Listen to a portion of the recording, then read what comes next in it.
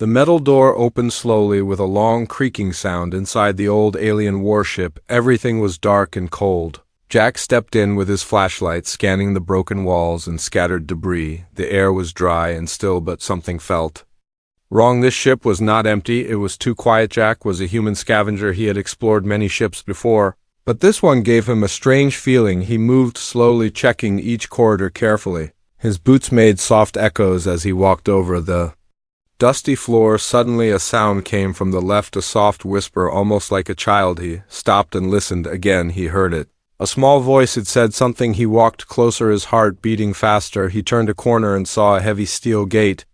Behind the bars he saw a small cage, and inside the cage he saw a little girl with pale skin and glowing eyes. She was not human, she was alien, but she looked no older than 6. Her tiny hands held the cage bars. As she looked at Jack, she whispered, with a weak voice, "Can I have a dad now, please?" Jack froze. He had never heard anything like this before. The girl looked scared and tired. Her hair was tangled. Her clothes were old and torn. Behind her in another cage was a woman, tall, graceful, but weak. Her eyes opened slowly when she heard her daughter speak. Jack looked around, checking for traps. No one was there, no guards, no alarms. But still something felt off. He took a step closer. "What is your name?" he asked softly. The girl replied, "My name is Leary. This is my mom. She is Kayla. She is sleeping because they hurt her. She needs help." Jack looked at the woman again. She had bruises on her arms. Her breathing was slow. She was alive, but very weak. Jack felt something in his chest. He had seen aliens before, but never like this. "Why are you in this cage?" he asked. Leary looked down and said, "Bad people took us. They said we are not free. They said we must stay quiet. But I don't want to stay here. I want a dad." "Do you know how to be a dad?" Jack did not know what to say. He had lost his family years ago, a daughter of his own. Her face came to his mind. He stepped closer to the cage. He tried to open it, but it was locked with alien tech. He took out his tools and began to work on the lock. As he worked, he whispered, "I am Jack. I am a scavenger, but I will not leave you here. I promise." Ellery watched him with wide eyes, her small hands holding the bars tightly. You are not like the others." The lock clicked. The cage opened with a soft sound. Leary did not move. She looked at her mother. Jack walked to the second cage. This one was harder. The lock was more advanced. As he worked, he heard a faint sound in the ceiling above. He looked up and saw a small red light flashing. The ship security system was still active. He worked faster. The door opened. Kayla fell forward. Jack caught her just in time. She was light and cold. He placed her gently on the floor. Leary stepped out of her cage and ran to her mother. She held her hand and said, "Wake up, Mom. We are safe now. He is here. He is my dad." Jack looked at the girl. He did not know why, but he felt like protecting her. He felt something deep, something he had not felt in years. Suddenly, a loud noise came from the ship speakers. "Warning.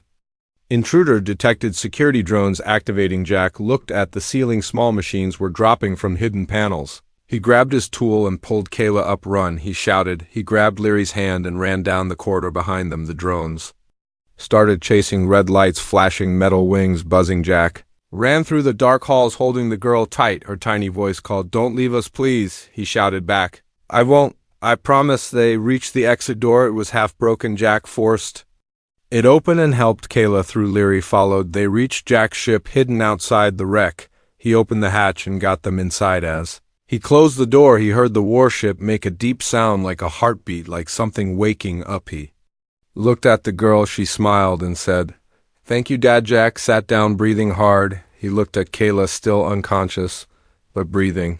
Then at Leary, still smiling despite everything, and for the first time in a long time, Jack felt like he had a reason to live again. The sound of rain echoed inside the old ship's cockpit, though there was no sky above.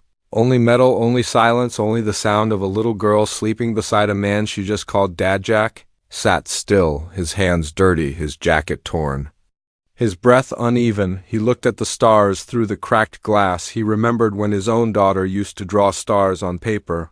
Now he sat with a strange child, an alien girl with glowing eyes and a soft voice, a girl who looked at him like he was her world. Kayla, the mother, lay quietly on the medical bed, her body weak, her face peaceful. Jack had given her medicine from his own emergency kit. He had nothing else. He was just a scavenger. But today he had done something big, something he never thought he would do again. He had chosen to care. Leary opened her eyes. She sat up slowly and looked around. "Are we safe now?" she asked in a whisper. Jack nodded, but said nothing. He looked at her. She looked human, but not. Her skin had a soft blue shade. Her eyes sparkled in the dark, but the way she smiled, the way she waited for his answer, it felt just like his daughter do. You know what dads do? Leary asked again. They protect, they stay, they don't sell people. Jack turned away, his hands shaking. He knew what she meant. He had seen what humans did to alien captives. He had seen greed and cruelty in every corner of the galaxy. He had seen fathers trade their own blood for credits. Leary stood up and walked to her mother. She touched her face and said, "She used to sing to me when we were scared, but she stopped singing after they took us. Maybe she will sing again now that you are here." Jack looked at them and felt something pull inside him. He didn't know what to call it. Not duty, not guilt. Maybe it was hope. He opened a storage box and pulled out an old blanket. He wrapped it around Leary, then he sat next to her. She leaned on his arm without fear. Outside the ship, the wind howled over the dead planet, but inside the small ship there was quiet warmth, and a red light blinked on the console. Jack stood up quickly and checked the screen. Motion detected. Something was moving near the wrecked alien ship. He activated the outside camera. A figure in armor, human armed, moving toward the wreck. Jack's heart sank. Scavengers, hunters, maybe slavers? Maybe worse. He turned to Leary. "Stay here and lock the hatch. Don't open it for anyone." But Mesh looked scared. "Will you come back?" she asked. He placed his hand on her shoulder. "I promise." Jack stepped outside into the storm dust, and wind hit his face. He moved fast, keeping low. The figure was already inside the broken ship. Too late. They would find the cages. They would know someone escaped. Jack entered the wreck again. His boots echoed like before. He walked past the open cages, the memory of that soft voice echoing again in his mind. "Can I have a dad now, please?" He reached the control room. The other scavenger was there, standing near the main console. The man turned and laughed. Well, if it isn't Jack the Ghost. "Didn't think I'd see you here again." Jack knew this face. Bren, old partner, now a bounty hunter, cold and greedy. "What did you take?" Bren asked with a smile. "Something shiny or someone?" Jack said nothing, but his silence said everything. Bren's smile vanished. "You took them, didn't you? The mother and the child? They are not yours, Jack. They are worth thousands. Give them to me. Walk away, Rich." Jack took a step forward. He did not blink. He did not speak. Bren pulled his weapon. "Don't be stupid. You are not a hero." Jack moved fast. A strike, a twist. The weapon fell. A punch. Bren hit the wall hard and slid down, groaning. Jack grabbed the data chip from the console, deleted the logs, wiped the trace. He ran back to his ship. Inside, Leary was waiting by the hatch, tears in her eyes. "I thought you left," she whispered. Jack knelt down in front of her. "I said I'd come back. I don't break promises." Kayla's eyes opened slowly. She saw them. She smiled faintly for the first time in weeks. Jack helped her sit up. She looked at him and said nothing, but her eyes spoke. Not fear, not anger, but something close to trust. Leary sat between them, holding both their hands, her voice soft and steady. "Now we can fly together, right, Dad?" Jack looked at the stars beyond the glass, and for once they didn't look so cold. Asterisk. The ship floated in silence above the gray desert, a silent breath in space. Inside the ship, the girl drew stars on the floor, using her finger. No colors, no crayons, just dust, but she smiled as if the stars were real. Jack watched her from the cockpit, his hands on the controls, but his mind elsewhere. Behind his eyes he saw flashes of war, his own past, burning ships, crying voices, empty homes. And now this girl, this little alien, with a voice too soft for a galaxy, so loud. Kayla stood near the back wall, holding the edge of a metal table to keep herself steady. Her wounds were healing slowly, her strength returning, but her eyes stayed sharp. She looked at Jack, not with trust, but with careful silence. She asked, "Where are you taking us?" Jack did not turn around. He said, "Someplace quiet, someplace safe." Kayla looked at her daughter, then back at Jack. "Safe places do not exist, not for us." Suddenly a light blinked on the console. A loud signal, short, sharp, and incoming. Scan. Jack checked the monitor. A drone sweep, military grade, not random. They were being tracked. He stood up quickly, grabbed a small case from the side, opened it. Inside were stolen ID chips and false signatures. He pulled one out and inserted it into the ship's core. Kayla stepped forward. "What are you doing?" Jack said, "Hiding us from the machines." The ship's engines changed sound, low and deeper, camouflage mode, but not for long. Leary climbed up into the front seat beside him. She looked at the screen, then at him. "Are we running again?" she asked. Jack smiled without smiling. "We never stopped." He pulled the lever. The ship rose into the sky, through the dust, through the clouds. into the black stars stretched around them like slow rivers of fire. Jack checked the map. There was a dead zone nearby, an old mining belt. No patrols, no colonies. Only rocks and silence, perfect to hide. But Kayla looked tense. She spoke in a low voice. "We cannot keep running forever. They will not stop. They want her." Jack looked at her while Kayla touched the back of Leary's neck. A soft blue light appeared under the skin, a pattern, not a wound, not a scar, but something alive. She is not normal. She is born with a code, something our people tried to protect for centuries, before they were taken, before we were caged. Jack stared at the light. It moved like liquid, alive under the skin. "What does it do?" he asked. Kayla said, "It can change things, control machines, heal life, or destroy it, and now many want to use her like a weapon or a key." Jack leaned back in his seat. This was no longer a rescue. This was war again. He looked at Leary. She looked back without fear, only hope. Suddenly a sound came from behind, a hard thump, then another. Jack stood quickly and ran to the cargo bay. He opened the panel. Something had latched onto the ship, a tracker, small, invisible to basic scans. "They found us," he whispered. He ran back to the cockpit, pulled the emergency switch. The ship dropped fast into the mining belt, rocks flying past like knives. Leary held on to Kayla. Kayla held on to the seat. Jack flew like a madman through tunnels of rock and dust. The engine screamed behind them. A ship appeared, black, sharp wings, no markings, only red lights like eyes. Jack yelled, "Hold on!" He turned the ship hard into a narrow cave. The walls scraped the sides. Sparks flew inside the dark cave. Jack slowed the ship, turned off the lights. Silence. The enemy ship hovered outside, waiting, scanning, but not entering. Minutes passed like hours. No one moved, no one breathed. Then slowly the red lights turned away, and the black ship vanished into space. Jack sat back, his heart pounding like drums. Kayla looked at him. "You are not just a scavenger." Jack answered, "Not anymore." Leary climbed into his lap, rested her head on his chest, her voice soft like wind. "I knew you would keep us safe. You are my dad, even if space is big and scary. I am not scared anymore." Jack held her close. Outside, the cave stars still burned, but inside the small ship a new kind of light had begun to glow. Asterisk.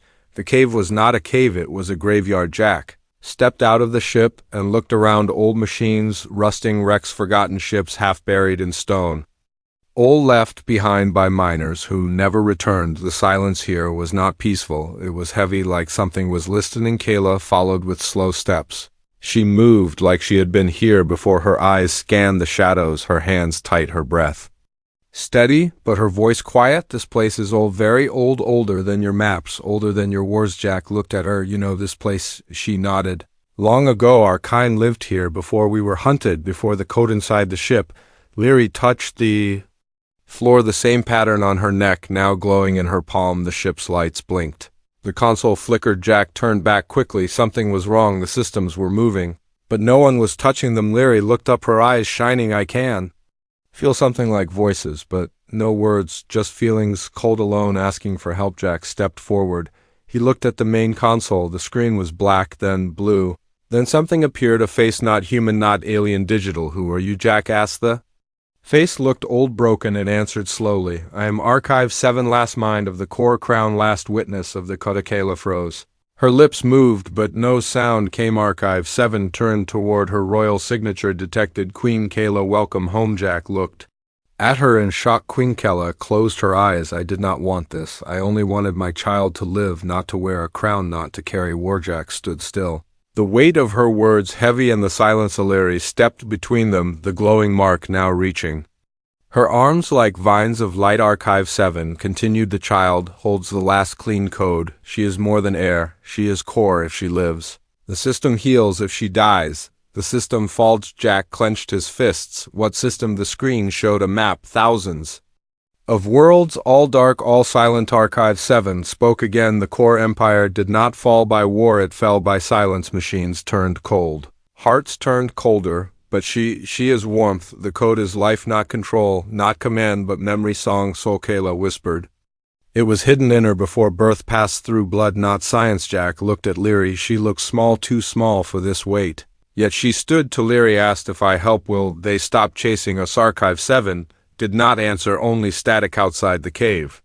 The wind changed. Something was coming, not ships, not soldiers, but something deeper, an energy, a pulse. Kayla turned to Jack. "We must decide now. Hide her Oh, let her shine. Jack walked to the window. He saw the stars, then he saw one light blinking faster.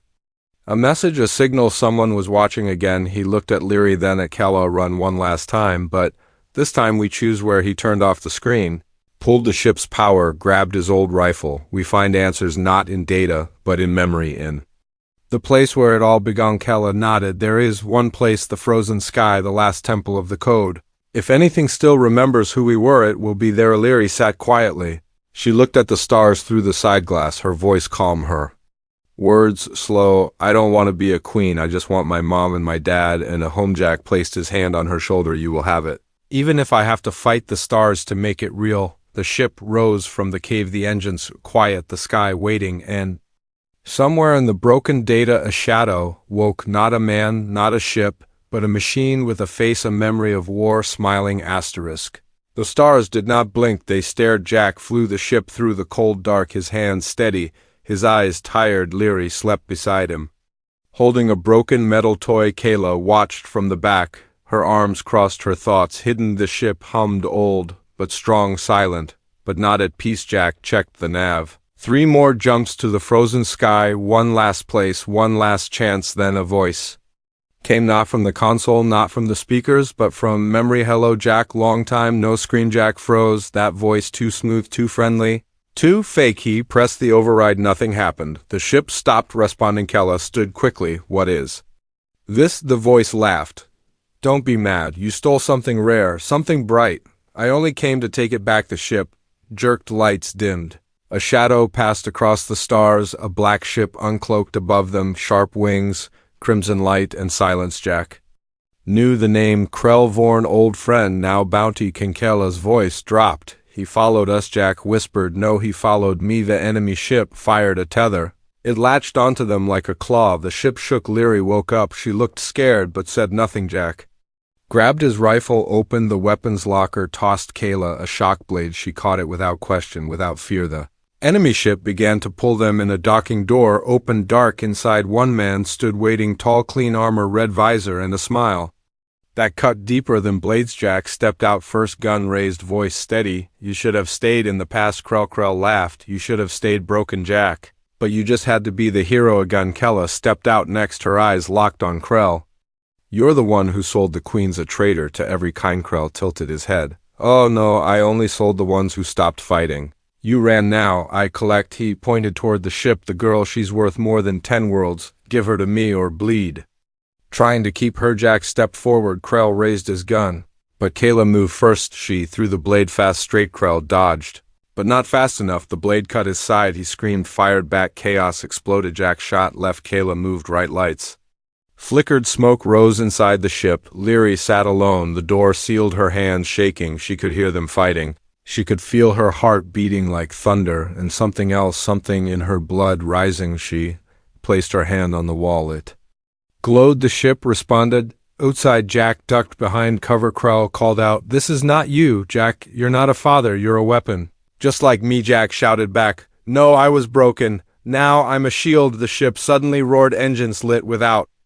Command doors slammed shut. Leary stood in the center, eyes glowing, markings on her arms, bright like suns. She stepped out slowly, no fear. Just like Krell aimed his gun at her, she lifted her hand. Stop. His gun melted in his hand. Metal turned to ash screws.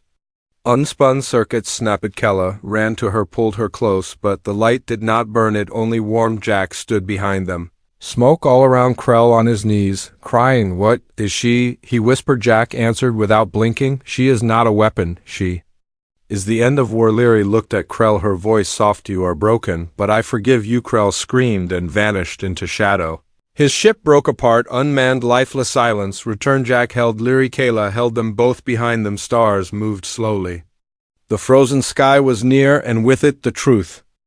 The stars turned blue, not from light, but from warning. Inside the ship, Leary slept, her body still, too still, no breath, no sound.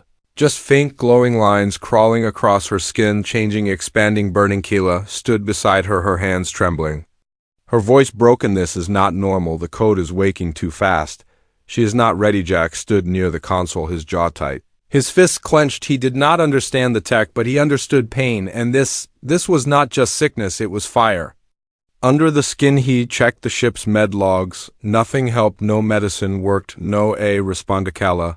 Whispered she needs a core stabilizer organic linked clean signature.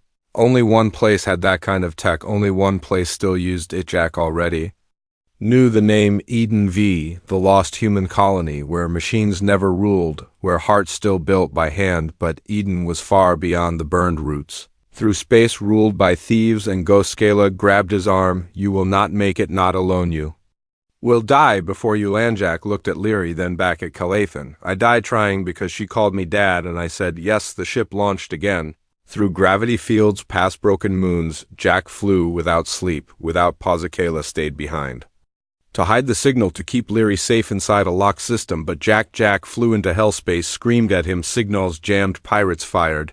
Storms bent light around him, his ship cracked metal, peeled heat crawled through his spine. He closed his eyes, he remembered her voice. Can I have a dad now, please? He opened his eyes and flew harder. Eden appeared, green on black, a small world full of life, full of danger, no landing codes, no safe path, only fences and fire. The ship hit the edge, smoke poured. Jack jumped out carrying the stabilizer pod. Shouts came from towers, guns rose. He raised his hands, no weapons. Only this for a girl who still believes in people. A man stepped forward, old scarred human. He looked at Jack, then at the pod, then at Jack's eyes. You came through war for someone else. Jack nodded. For my daughter. The man stepped back, let him pass inside the lab. They activated the cure. It glowed like morning. The man said, this is not just tech, it runs on something real. It needs memory, pain, hope. Jack reached into his pocket, pulled out a small drawing, stars, a stick figure girl, a dad, a mom. He placed it inside the cure pod. The machine hummed, then whispered heart signature accepted. Jack flew back with smoke still rising from his ship. Kayla met him at the hatch. She had not moved, had not eaten, had not blinked. He walked in slow, placed the cure beside Leary, connected it. Lights flickered. The glow spread through her body, bright, soft, steady. Her chest rose, then fell, then rose again. She breathed. Kayla collapsed to the floor, not from weakness, but from relief. Jack sat down, pulled the blanket over Leary's feet, took her hand. She opened her eyes, looked at him, and smiled. You came back like a real dad. Jack laughed, no sound, only breath, only life behind them. The ship turned toward the stars again, one last place to go. The frozen sky waited with secrets deep, with truths older than war. But for now she was safe, because sometimes the cure was not power, not code, not light. Sometimes the cure was being human. Asterisk. The sky above the frozen planet did not move. It hung like ice, sharp, still heavy with silence. The ship landed in the snow, no welcome, no guards, just ancient towers half buried under crystal and time. Jack stepped out first, wrapped in layers, eyes scanning the cold horizon. Kayla followed, her breath steady, her steps light. Behind them, Leary walked slowly, no fear, only wonder. This is where the songs were born. Kayla whispered, before war, before machines, this was the heart of our people. They entered the ruins, walls made of old stone, not metal, symbols carved, deep stories of light and loss. Leary touched one wall. The marks lit up a path open beneath the ground. They walked into a hall of memory, not data, not code, but voices, soft, real, fading in and out like wind through leaves. A shape waited in the center, not alive, not dead.